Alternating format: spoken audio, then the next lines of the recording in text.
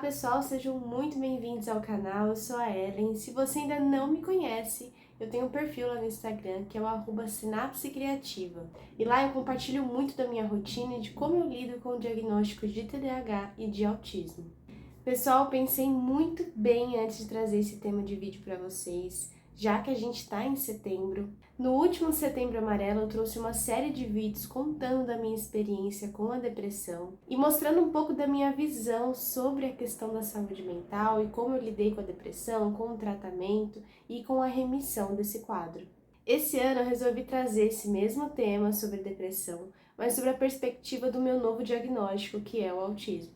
Se você não sabe do que eu tô falando, eu vou deixar os cards aqui desses vídeos onde eu conto um pouquinho como iniciou esse meu quadro de depressão, como eu lidava na época e quais foram os fatores determinantes para que eu conseguisse sair literalmente do fundo do poço.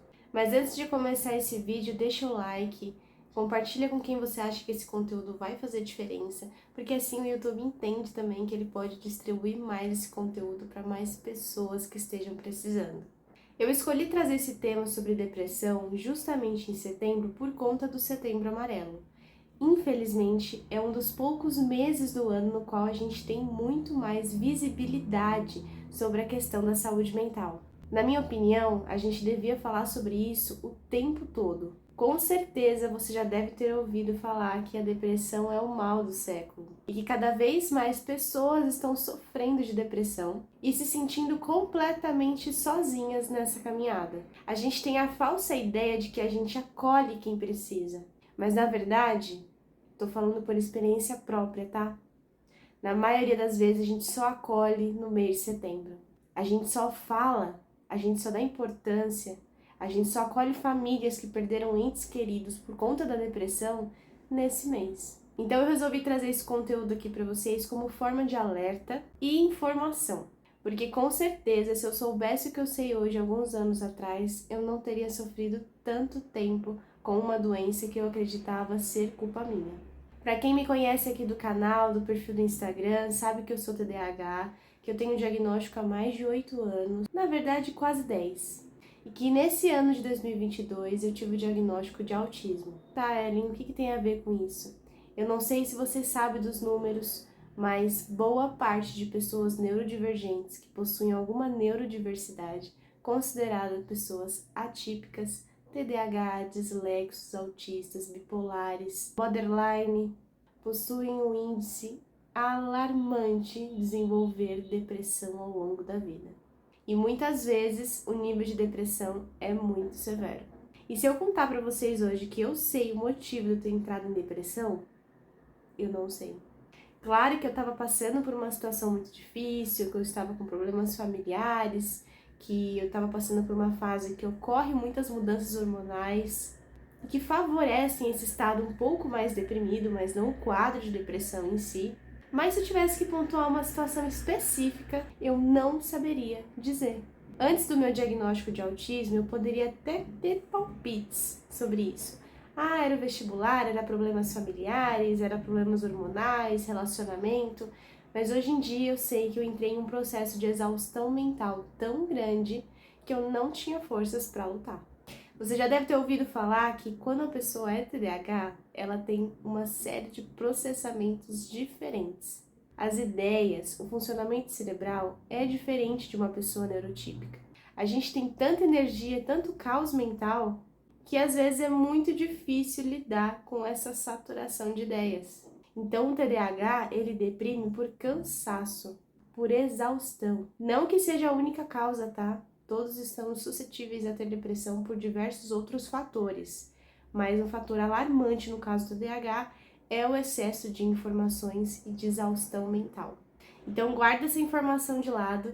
Agora a gente vai voltar para o ano de 2022, no qual eu tive o diagnóstico de autismo, e um dos principais motivos que me fez correr atrás desse diagnóstico é que eu me sentia muito cansada o tempo todo. Quando eu tive o diagnóstico de TDAH e depressão lá atrás, há muitos anos, essa também era uma das minhas queixas principais. Só que na época o profissional não teve a sensibilidade de investigar adequadamente e eu fui diagnosticada primeiramente com depressão, sendo que a causa da depressão provavelmente era adolescência e o TDAH.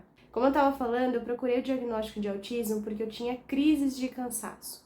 Muitas vezes eu enfrentava um dia muito cheio, eu tinha que me comunicar muito com as pessoas, eu tinha vários estímulos no meu trabalho, na minha pós, e eu chegava em casa com um cansaço que se eu sentasse no sofá eu não conseguiria me mexer mais. É como se tivesse momentos de paralisia, dores no corpo, dores de cabeça, que mais pra frente eu descobri ser crises sensoriais, crises de sobrecarga sensorial. Cada autista responde de um jeito a determinado estímulo. E para mim, com a minha nova rotina, estava se tornando algo tão insustentável que eu realmente achei que eu estava voltando para o meu quadro de depressão. Quando eu fiz aqueles vídeos o ano passado para vocês, eu comentei exatamente o que eu sentia, o que eu fiz de tratamento, quais ajudas eu procurei na época. E sim, gente, tudo é muito válido, mas parte da raiz do problema eu não havia descoberto ainda, porque eu não sabia do meu diagnóstico de autismo. Então, parte dos sintomas físicos que eu acreditava ser exclusivamente da depressão faziam parte, na verdade, da minha questão sensorial no TEA. Por isso que todos os vídeos que eu faço aqui para vocês, eu reforço a importância do diagnóstico, de você saber o que você tem, de você saber o que você é.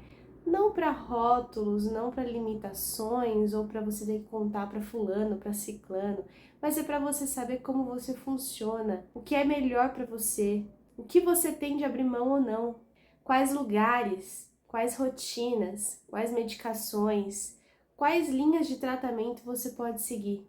Eu sempre tive essa questão sensorial muito aflorada, mesmo antes de saber do autismo. Então, quando eu ia em alguma situação social, uma festa, um aniversário, quando a gente viajava e tinha muito contato com amigos, família, outras pessoas que não faziam parte daquele meu círculo de contato mais íntimo, eu me sentia deprimida, cansada, sobrecarregada.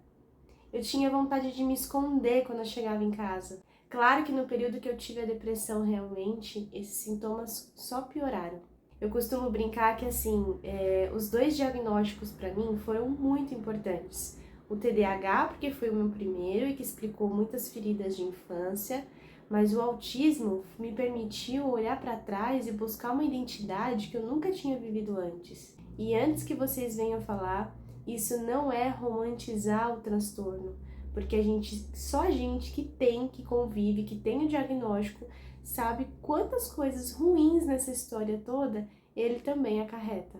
Então não é sobre equilibrar pontos positivos e negativos e ver se o transtorno te torna menos ou mais feliz com isso. E sim sobre ter a chance de saber quem você é e entender o que você sente. Além do motivo sensorial para mim ir atrás do diagnóstico, eu me sentia constantemente deprimida, mesmo em fases que eu estava em remissão da depressão. Era uma deprimida diferente, era como se eu não me encaixasse em lugar nenhum e não soubesse quem eu era. Eu assistia um filme e me identificava com o personagem. Eu assistia uma novela e me identificava com a personagem. Eu ia numa festa e eu achava semelhanças minhas em outra pessoa. E quando eu estava sozinha comigo mesma em casa, eu não sabia quem eu era. Eu tinha a sensação de que aonde eu colocava a mão, aquilo não era real, não tinha sido feito por mim. E isso prejudicou a minha vida pessoal, minha vida acadêmica e profissional. Acho que o maior prejuízo foi pela profissional, porque eu tinha uma ideia de que as pessoas tinham me contratado por dó. Eu não me sentia pertencente àquele lugar, eu não me sentia digna de estar naquela vaga, sendo que eu não tinha clareza do que eu tinha feito para conseguir aquela vaga. Então, algo que foi muito opressor para mim durante os anos foi a síndrome do impostor. Eu sempre achei que eu fui uma fraude. Por essa sensação de falta de identidade, de não saber o meu lugar, de não saber o que eu sou, de não saber o que eu sinto direito, de não conseguir gerenciar essas emoções, essas sensações físicas, né, e esses funcionamentos diferentes que acontecem no autismo, eu tinha uma percepção diferente de mim e das outras pessoas. Por isso que todos esses anos eu não tinha uma noção real de qual era o meu lugar. Então eu me questionava o tempo todo. E aí vocês devem imaginar assim, nossa, Ellen, tá muito filosófico isso aí que você tá falando. Gente, mas tudo isso junto, né? TDAH, o autismo, a falta de identidade, essa questão de não achar o teu lugarzinho ao sol, culminou para que eu entrasse naquele quadro de depressão severa, que eu já falei em outro vídeo para vocês. E eu acredito que seja por esse motivo que muitas pessoas neurodivergentes, assim como eu sou, participam de uma estatística assustadora de suicídio e depressão. Por isso que eu não consigo passar despercebido pelo Setembro Amarelo, apesar de não apoiar toda essa comercialização que tem em cima do Setembro Amarelo, eu não consigo passar assim, quieta, fingindo que não é comigo, porque foi algo que eu senti na pele e que na época que eu vivi isso, que eu tava no meu auge da depressão, eu não tinha pra quem falar sobre a minha dor. Eu não tinha como explicar, eu não sabia me expressar. Muitas vezes eu tentava falar alguma coisa, começava a chorar, descambava e a pessoa tentava me consolar, mas eu não tinha a chance de falar sobre o que eu estava sentindo. E cá entre nós, muitas vezes nem eu sabia o que eu estava sentindo. Eu só sabia que era uma tristeza avassaladora. Que todos aqueles sentimentos, aquela agonia que eu sentia na depressão, vinha como se fosse uma avalanche que me atropelava. E de repente aquela crise naquele dia passava por cima de mim, no outro dia eu estava um pouquinho melhor ou eu estava com o sentimento de estar anestesiada. Sim, eu oscilava entre um mar de sentimentos e emoções e sensações e a apatia. Inclusive, até recentemente eu vi um artigo sobre isso, que pessoas que estão em estados deprimidos, né, que estão em depressão, enfim, enfrentando alguma coisa do gênero, perdem a sensibilidade em algumas células dos nossos olhos, que é responsável por perceber as cores. Então, quando uma pessoa fala para você, mas meu mundo tá sem cor, claro que tem a forma subjetiva, né, assim, que a gente tá falando como forma de expressão, mas muitas vezes a nossa imagem sim fica distorcida, fica sem cor. Então, quando eu superei alguns obstáculos, quando eu comecei a fazer o tratamento que era personalizado para mim, que deu certo, quando eu mudei a minha rotina, quando eu tive uma mudança de ambiente e de vida, assim, e que eu ressignifiquei muita coisa, aos poucos a vida começou a ter mais cor para mim. E aí, o que eu falo disso? Eu saía de casa, eu conseguia sentir o cheirinho das flores, eu conseguia ver as borboletas, eu conseguia andar e sentir o calor do sol no meu rosto, eu gostava do cheirinho daquele vento de tarde. Sim, gente, eu misturo todas as sensações porque é parte do meu autismo. E sentir tudo isso que eu não sentia antes é como se tivesse ligado um botãozinho, uma chavinha em mim e falar, olha, agora você pode viver, agora você pode aproveitar as pequenas coisas boas da vida porque você sabe quem você é. Entende onde eu quero chegar? O diagnóstico ele não é só um papel. Para mim, ter o apoio de profissionais que acreditavam na minha dor, ter pessoas por perto que eu sabia que eu podia contar, foi essencial para que eu tivesse luta, para que eu tivesse garra, para que eu tivesse força de querer mudar aquela situação que eu tava.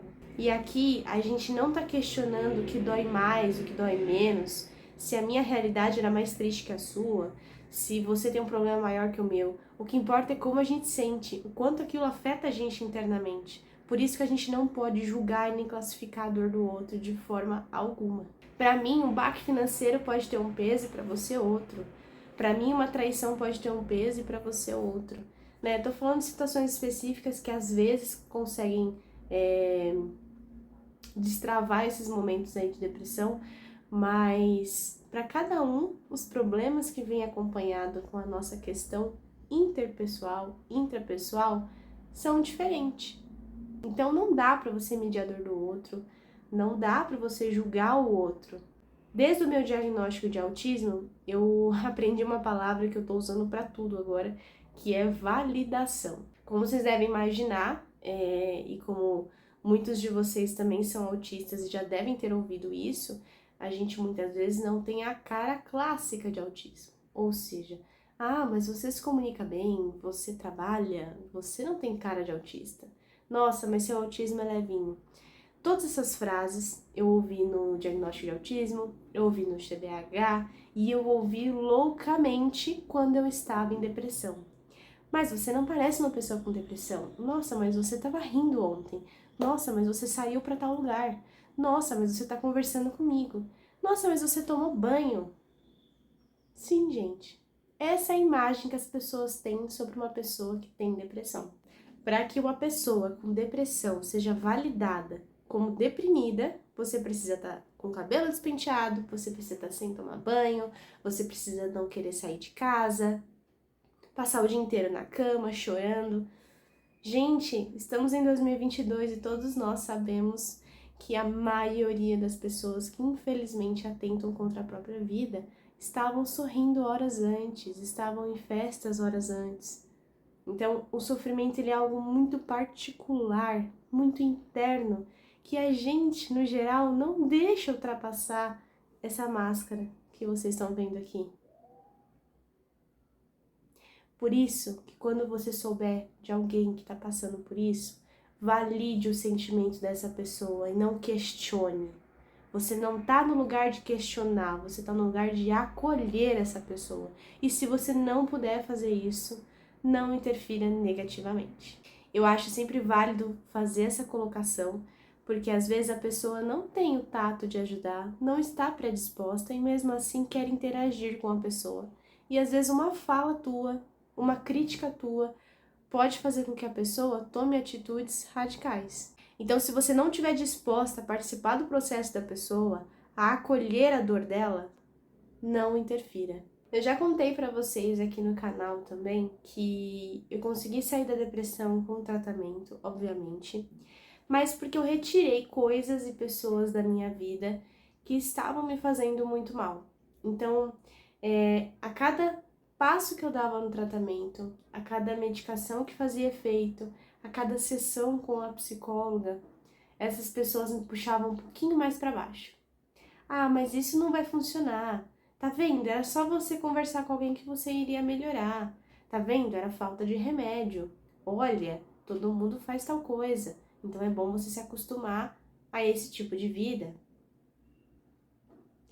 Então, a partir da hora que eu comecei a ter, assim, um respiro, falar, nossa, a medicação tá fazendo efeito, eu me encaixei na psicoterapia, eu consegui tocar em assuntos que me machucavam muito na época, assuntos de infância, assuntos de adolescência, assuntos de vida adulta, eu comecei a me permitir menos.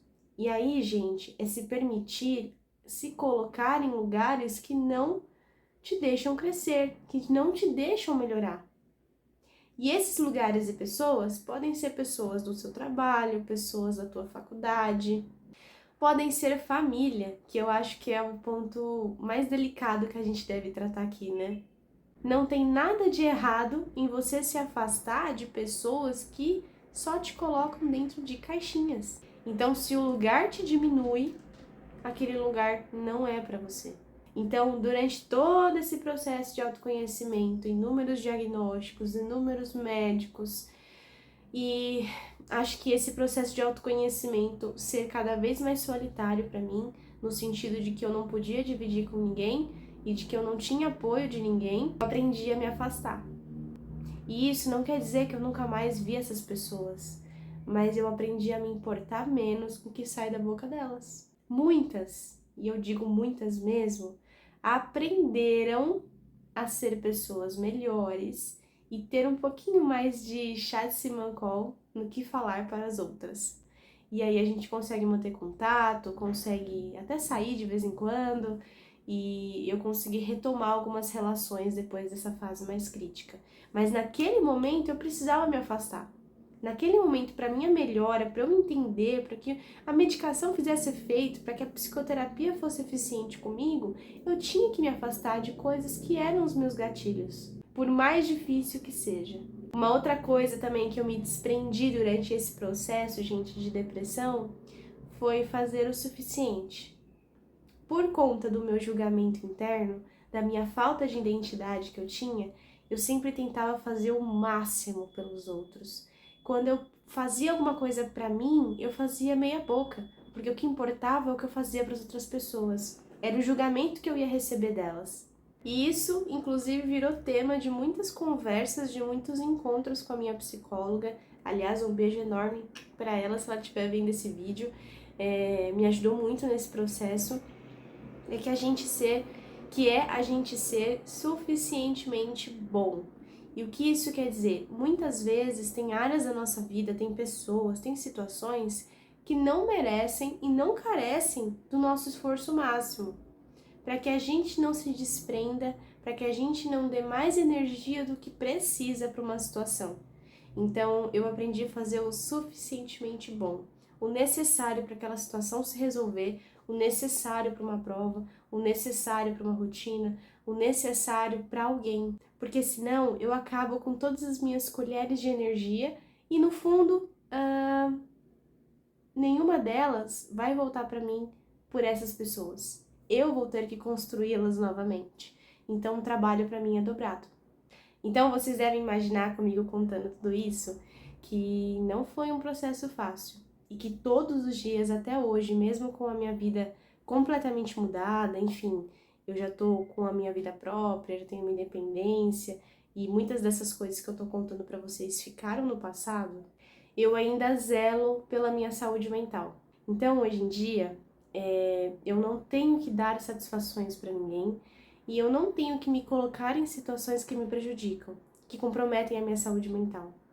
Eu ainda tenho alguns fantasmas que eu procuro afastar, mas eu também tenho alguns lembretes no meu dia a dia me falando assim: Ellen, você não pode fazer tal coisa, você não pode aceitar tal coisa, você não pode se colocar nessa situação, porque a gente já sofreu com isso e a gente sabe que não dá certo. É um erro em cima de erro.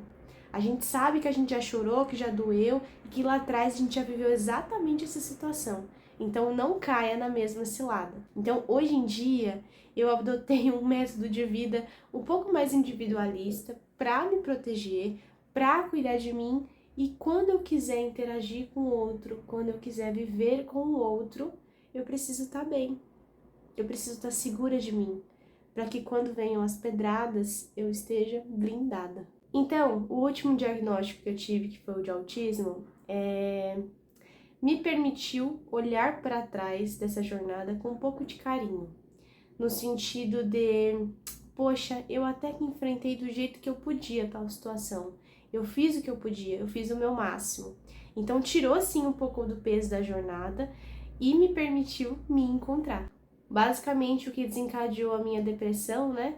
Acho que resumindo esse vídeo todo que eu fiz pra vocês, era o fato de não me encaixar em lugar nenhum, de sentir uma dor constante, que era do autismo, e de não ter a compreensão das pessoas que eu considerava que eram no mundo na época. E aí, com o tempo, com o diagnóstico e com as pequenas pedradinhas da vida, a gente aprende que a gente tem que se amar loucamente e que a gente tem que ter carinho, tem que ter zelo pela nossa saúde mental, mais com a gente do que com a outra pessoa. E vocês sabem que eu sou cristã, e aí esses dias eu até ouvi uma parte assim, falando que a gente tem que amar o próximo como a ti mesmo. E eu nunca tinha parado para pensar nisso se eu não tivesse passado por todo esse processo. Eu tentava amar o próximo mais do que a mim mesma. Eu tirava pedacinhos de mim, eu tirava sentimentos de mim para curar o outro, para cuidar do outro e para fazer tudo pelo outro. Eu não tinha respeito pela minha pessoa, eu não tinha respeito pelos meus limites. Então, essa falta de identidade, de pertencimento, me fez tratar o outro muito melhor do que eu me tratava. E como você vai amar alguém se você não se ama? Como você vai cuidar direito? Como você vai fazer bem pelo outro se você não gosta e não cuida de você mesmo?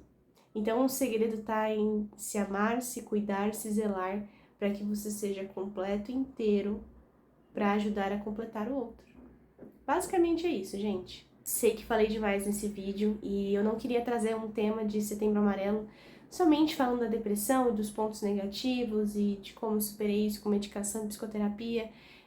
Eu queria trazer uma versão um pouco diferente do vídeo, falando da depressão meio que entre linhas com os meus diagnósticos e com os meus pensamentos de vida realmente. Então, se você tá passando por uma situação dessa, se você conhece alguém que está passando pela depressão, que já convive com essa doença há muitos anos, oferte acolhimento, oferte entendimento. E se você não puder dar nada disso, oferte silêncio, às vezes só companhia, às vezes só da pessoa saber que você tá ali pra ela, caso ela precise, já é uma espécie de conforto muito grande.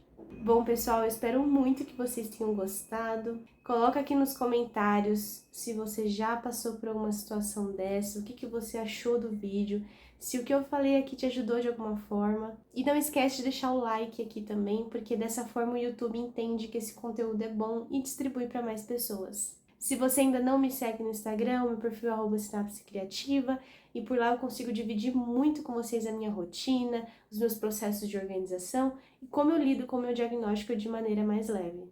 Bom, pessoal, por hoje é só, eu espero que vocês tenham gostado e a gente se vê no próximo vídeo.